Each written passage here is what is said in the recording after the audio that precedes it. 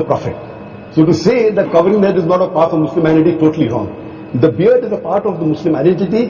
Wearing the cap, or at least covering the head, whether with a scarf or with a gatra like the Arabs do. But sir, what about what Shah Rukh said? And I know a lot of my friends say this, that and all of us, no matter what faith we come in, we interpret our faith differently. We take away some things, we don't do some things. Does that make us any less of Hindus, Muslims, Christians? No, as I said, that Muslim is a person who submits will to God.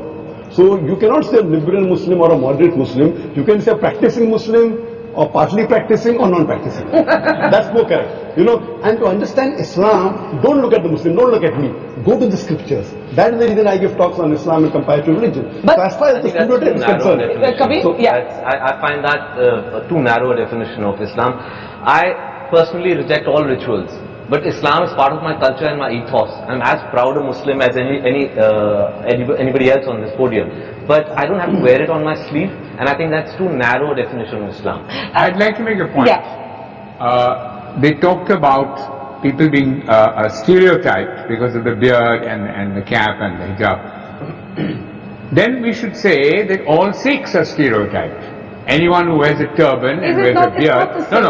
It's not the same, but what has happened, I'll tell you, in fact, India has become, in a strange sense, more liberal because when Yusuf Khan entered the film industry and adopted the name of Dilip Kumar, that was a time when the whole of India was pretty prejudiced against Muslims, let me tell you. And Meena Kumari, who was she? She was also a Muslim.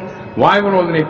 Shah Rukh is an amazing example of a Muslim who is now the Badshah of Bollywood with a Muslim name. He didn't have to change his name.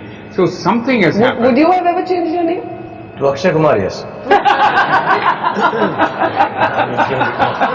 I would never change my name. Now the reverse is happening, Barkha. I know of boys who come from small towns, want to become actors. They change their name to Khan because they think that's the badge of honor. That's the way to go. No, it's Khan or Kapoor. Sorry, Najib? But Dilip Kumar has now become Allah Rakha Rahman. Yeah. So that's the change. But now he's no longer a star. Yeah, Shah Rukh, you want to make a point, and then Soha and Madani. Yeah, I just want to say one thing. That, I just want to know very clearly, and I'm a Muslim, and I want to know: is it more important for me to look Muslim and see Muslim, or to feel Muslim? I fully respect the scriptures. I fully respect all the hadiths. I have read the Quran in my own way, in Arabic and in English. But I think its time has come, and this genuinely is an appeal, that it is more important to feel Muslim, than to look Hindu, than to look it. And if you do, it's absolutely cool. And if you don't, it's absolutely cool. Doctor, I quick response to that, and I got 2 guests waiting to speak. I think the best is to practice Muslim, is number one. Yes.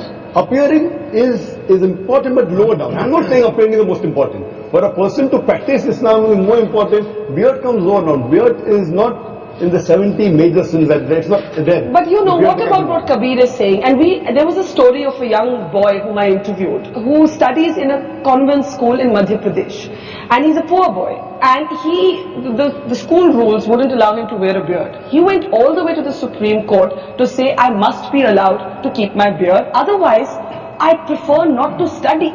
And he actually dropped out of school for a while because of that. The Supreme Court eventually ruled in his favor. And that is my next question, and I want to take that to Madani Saab. Madani Saab, you're a very interesting character for me, because at one level, you have organized, as Alex said, all of these fatwas against terrorism and all of that. But you also had a resolution against the singing of Vande Mataram. And these kind of resolutions, I know many of my friends would say is what stereotypes Muslims. बात यह है कि वंदे मातरम गाना बिल्कुल अलग चीज है। अलग हाँ, गाने के लिए जिद करना बिल्कुल एक अलग चीज है। कोई जबरदस्ती गवाना चाहे और नहीं गाए, या हम ये कहें हम नहीं गाते, तो फिर हम स्टीरियोटाइप हो जाएंगे। टेररिज्म की मुखालिफत करेंगे तो बहुत अच्छे हो जाएंगे। ये जो डबल मामला चलता है, ये ठीक नहीं।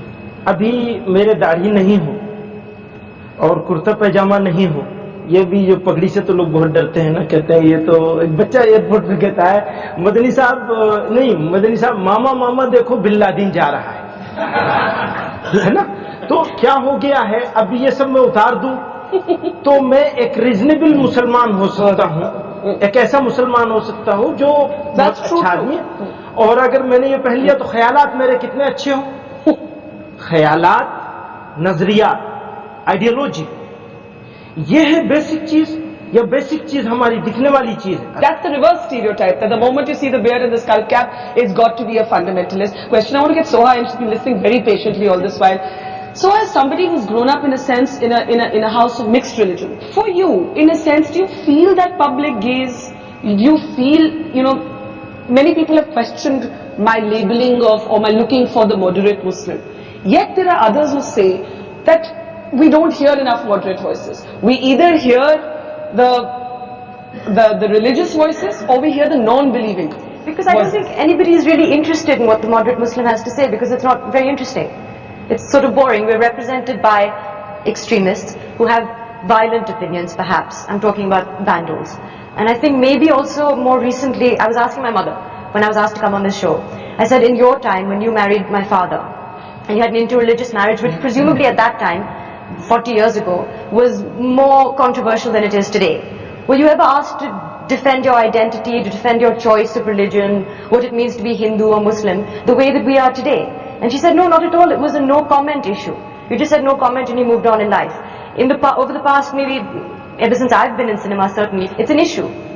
And there is, people do ask me, do you feel aggravated by what is happening as a Muslim? Do you feel the need to stand up for your religion because it is being misrepresented in the media? And I think for me, religion is a very private matter. It's between my maker and me, and it's not something that I would want to discuss in any public forum, even this one. We should be talking about an Indian identity as opposed to a Muslim identity, I think. Okay, I'm going to take that as my cue to take a break. But is it, as I said to Alec earlier, is it that simple? Is there also a sort of denial within the community? Is the secular debate caught up in a certain amount of dishonesty? And there's also the reverse stereotype. We'll take a quick break and then we'll take the questions that I'm sure a lot of people have here that's coming up after the break.